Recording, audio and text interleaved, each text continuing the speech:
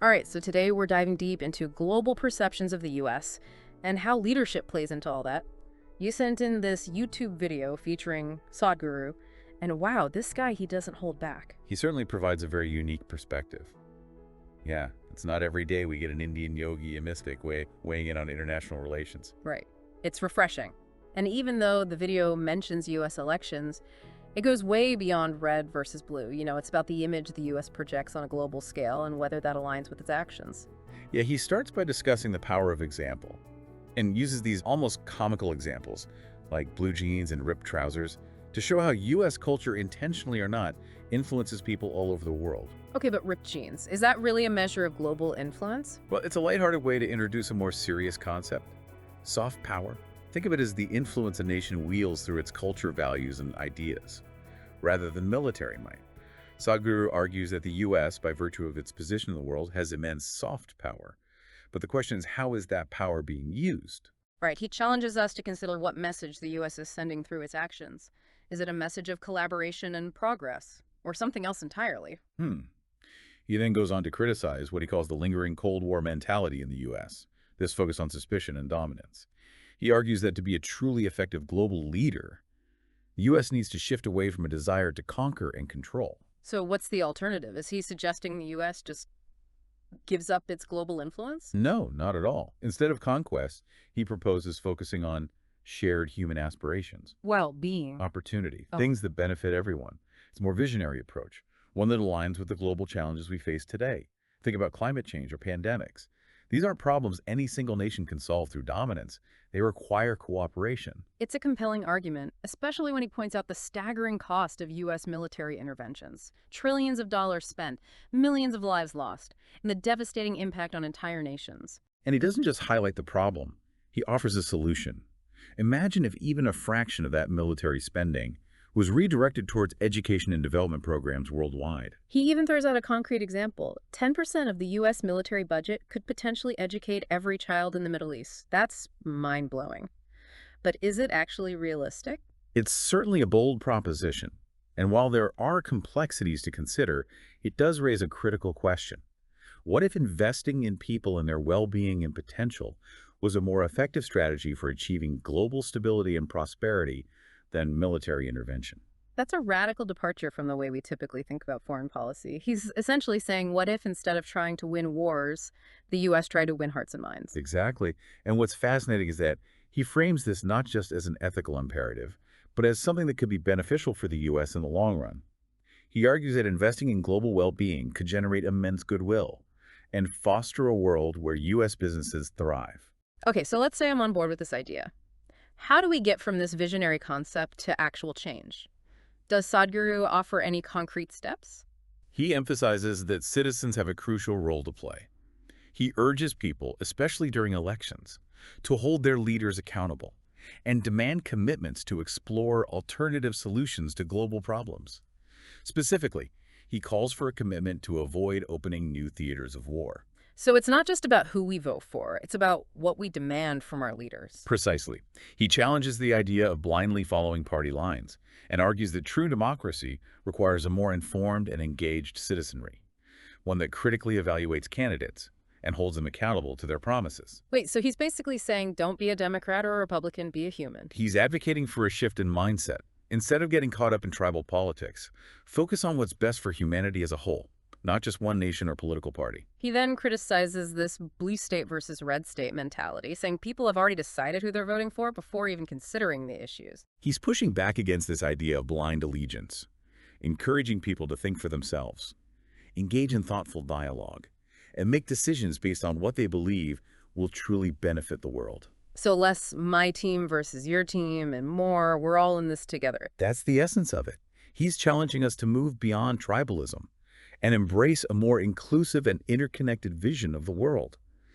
And he believes the U.S., with its resources and influence, has a unique opportunity to lead this shift. But is this even possible in today's world? We seem so divided, so entrenched in our own ideologies. Can we really break down these walls and find common ground? That's where Sadhguru's next point comes in. He envisions a future where national boundaries become less significant. He believes that technology and interconnectedness are already breaking down those barriers. He actually says those walls built in the past do not mean anything, and that national boundaries will not mean anything in the future. Is he being overly optimistic? Perhaps. But he's highlighting a trend that's already underway, globalization.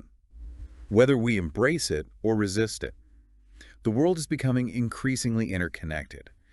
And this raises important questions about what it means to be a global citizen in the 21st century. So what does this all mean for us? How do we as individuals navigate this complex and rapidly changing world? That's a question Sadhguru tackles head-on, and it's where his message gets really personal. He acknowledges this. But rather than focusing on the potential threats, he chooses to emphasize the incredible opportunities that arise from this interconnectedness. For example, He believes the U.S. as a global leader has a unique opportunity to attract the best and brightest minds from all over the world. he's talking about immigration, but that's such a contentious issue, especially in the U.S. He directly addresses this, challenging the fear and skepticism often associated with immigration. He argues that diversity and the exchange of ideas are essential for any society to thrive. And he criticizes the U.S. for what he sees as a missed opportunity, saying, you are losing a tremendous opportunity when you're sitting on a platform of leadership instead of exercising it in a sensible manner. It's like he's saying, don't build walls, build bridges. That's a great way to put it. He envisions a future where talent and innovation flow freely across borders, where collaboration and shared learning become the norm. It's an inspiring vision, but it requires a pretty fundamental shift in mindset. Can we really move beyond this us versus them mentality that seems so ingrained in our politics and even our culture? That's the challenge Sadhguru puts before us. He's asking us to examine our own beliefs and actions, to consider how we might be contributing to division and conflict, even unintentionally. He asks a very thought-provoking question. Why don't they look at you as educators? Why don't they look at you as people who kill them rather than who will kill them? Whoa, that's heavy. He's really calling us out, isn't he? He's urging us to consider how our actions are perceived by others, especially those living in parts of the world directly impacted by U.S. foreign policy. He's saying we need to be more conscious of the ripple effects of our decisions. Exactly. And he emphasizes that real change starts with individual choices. It's not just about what governments or institutions do. It's about how we choose to engage with the world around us. He specifically calls for a more conscious and active citizenry. He even encourages people to use the pre-election period to extract commitments from politicians, stating, the best time to talk to politicians is pre-election time. He's reminding us that we have a voice and we have the power to influence our leaders. We don't have to wait for someone else to fix the world. We can start by making a difference in our own communities and demanding a better future for everyone. He's really pushing for this idea of participatory democracy, isn't he? It's not enough to just vote every few years. We need to be engaged citizens, holding our leaders accountable, demanding change. He goes even further, challenging the very notion of blind party loyalty. He states democracy will be a democracy only when it is a considered vote, not when it's a committed vote. He wants us to move beyond tribalism and engage in critical thinking to make informed decisions based on what we believe is best for humanity, not just our political party. It's a powerful message. But can it work? Can we really overcome these deep-seated divisions and create a world based on collaboration and shared values? Sadhguru believes we can. He challenges us to see ourselves not just as citizens of a particular nation, but as citizens of the world.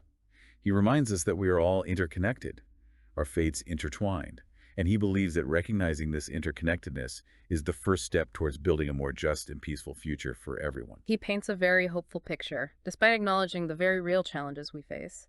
He seems to genuinely believe in humanity's ability to evolve to rise to the occasion. It's an inspiring message for sure. Yeah. But it also leaves us with some difficult questions. Like what? Like, what does it really mean to be a citizen of the world? What responsibilities come with that? Yeah. And what concrete actions can we take to make Sadhguru's vision a reality? He's given us a lot to think about, that's for sure. But I have to admit, I'm feeling a little overwhelmed. Where do we even begin to tackle these massive global challenges? That's a perfectly valid feeling. Yeah. And that's why Sadhguru's final point is so crucial. He reminds us that change, even on a global scale, begins with inner transformation. Okay. He emphasizes the importance of individual growth, of cultivating compassion and understanding within ourselves. He argues that this inner work is the foundation for creating a more peaceful and just world. So it's not just about changing policies or systems, it's about changing ourselves. Precisely. He believes that by cultivating inner peace and clarity, we can become more conscious citizens, more effective agents for positive change. And this inner transformation, he argues, is something each of us has the power to pursue, regardless of our external circumstances. This brings us back to his background as a yogi and mystic. He's speaking from a place of deep personal experience, not just theoretical ideas. Exactly. He's not just telling us what to do. He's offering a path, a way of being in the world that he believes can lead to greater harmony and well-being for everyone. It's a powerful message, especially in a world that often feels so chaotic and divided. It's a reminder that we each have a role to play in creating a better future, and that change starts from within. And it's a message that resonates with a lot of what we've been exploring in this deep dive. The need for collaboration, compassion, and a shift away from dominance and control. So where do we go from here? How do we put these ideas into action? That's the million-dollar question. Yeah. And Sadhguru doesn't offer any easy answers. He leaves us with a challenge, an invitation to reflect on what we've learned, and to find our own unique ways to contribute to a more just and peaceful world. So it's not about following a prescribed set of steps, but about finding our own path, our own way to make a difference. Precisely. He encourages us to ask ourselves, what are our unique talents and passions? How can we use those to make a positive impact on the world around us? It might be through our work, our relationships, our community involvement, or simply through the choices we make in our daily lives. He's empowering us to be active participants in shaping the future, rather than passive observers. Exactly.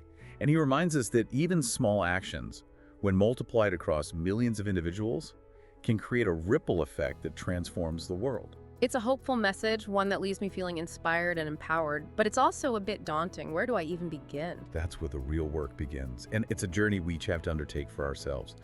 But remember, you're not alone in this.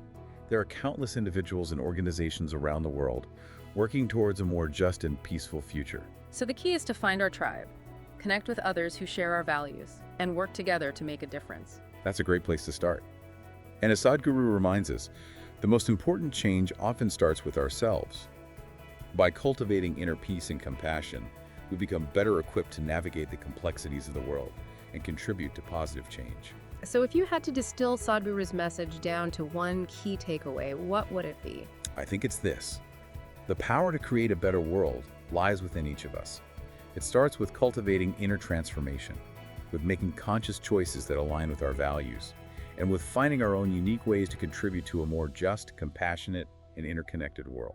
It's a powerful message, one that I hope will stay with our listeners. What concrete steps will you take to build a world based on collaboration, understanding, and shared prosperity? That's something to ponder as you continue exploring these ideas.